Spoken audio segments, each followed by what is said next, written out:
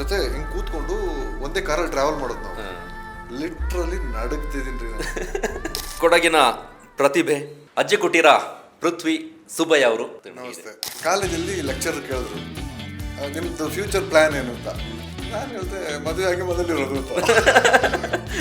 ಚಕ್ಕೆರ ಅಬ್ಬಯ್ಯನವರು ಹರಿಕತೆ ಮಾಡ್ತಾ ಇದ್ರು, ಅವ್ರು ಹಾಡ್ತಾ ಇದ್ರು ಮತ್ತೆ ಹರಿಕತೆ ಮಾಡ್ತಿದ್ರು. ನಮ್ಮ ತಾತ ಅವ್ರ ಜೊತೆ ತವಳ ನುಡ್ಸೋದು, ಹಾಗೆ ಅದೊಂದು ಜುಗುಲ್ಬಂದಿ ನಡೀತಿತ್ತು ಅವ್ರದ್ದು.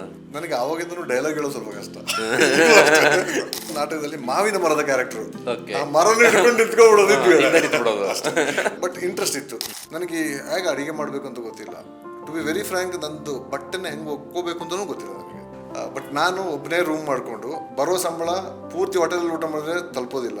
ಉಪ್ಪಿಟ್ಟು ಮಾಡುವಾಗ ರವೆ ಹುರಿಬೇಕಿದ್ರು ಗೊತ್ತಿಲ್ಲ ನಮಗೆ, ಹಂಗೆ ಹಾಕೋದು, ಅದು ಮುದ್ದೆ ಆಗೋದು. ಇದು ಯಾಕೆ ನನ್ನ ಉಪ್ಪಿಟ್ಟಿಗೆ ಅಷ್ಟೇ ಇತ್ತು. 750 ರೂಪಾಯಿ ಇತ್ತು ತಿಂಗಳಿಗೆ. ತುಂಬ ಕಷ್ಟಪಟ್ಟಿದ್ದೀನಿ, ಇಲ್ಲ ಅಂತೇನಿಲ್ಲ. ಆ ಸಂಘಟನೆ ಶುರುವಾಗಿದ್ದು ಅದು ಹೇಗೆ ನಿಮಗೆ ಆ ಕನಸು ಹುಟ್ಕೊಳ್ತು? ಈ ಕೊಡವ ರೈಡರ್ಸ್ ಕ್ಲಬ್ ಅನ್ನೋ ಕ್ಲಬ್ ಅದು ಸಣ್ಣ ದರ್ಶನಿಗೆ ಏನೊಂದು ವಿಷನ್ ಇತ್ತು. ಆವಾಗ ಗೂಗಲ್ ಮ್ಯಾಪ್ ಇರಲಿಲ್ಲ, ಸಿಂಗಲ್ ರೋಡ್, ದುಬಾರಿ ಜಾಕೆಟ್ಗಳಾಗ್ಲಿ ಬೂಟ್ಗಳಾಗ್ಲಿ ಸೇಫ್ಟಿಗಳಿಗೆ ಏನೂ ಇರಲಿಲ್ಲ. ಒಂದು ಹೆಲ್ಮೆಟ್ ಹಾಕೊಳ್ಳೋದು, ಹೋಗ್ತಾ ಇರೋದಷ್ಟೇ. ತ್ರಿವಿಕ್ರಮ ಅಂತ ಒಂದು ಮೂವಿ ಮಾಡಿದ್ರೆ ಇಷ್ಟುದ್ದ ಡೈಲಾಗ್ ಕೊಟ್ಟರು ಅವರು. ಕಾರಲ್ಲಿ ಹೀರೋ ಮತ್ತೆ ನಾನು ಮಾತಾಡ್ಕೊಂಡು ಹೋಗೋದು. ನನಗೆ ಒಂದ್ಸತಿ ಮುಗಿದ್ರೆ ಸಾಕು ಅಂತ ಹೇಳ್ಕೊಂಡು ನಾನಿದ್ದೆ. ಪಿಕ್ಚರ್ ನೋಡಿ ಹೊರಗೆ ಬಂದಿದ ತಕ್ಷಣ ನನ್ನ ಮಿಸಸ್ ಫಸ್ಟ್ ಮಾತು, I am proud of you.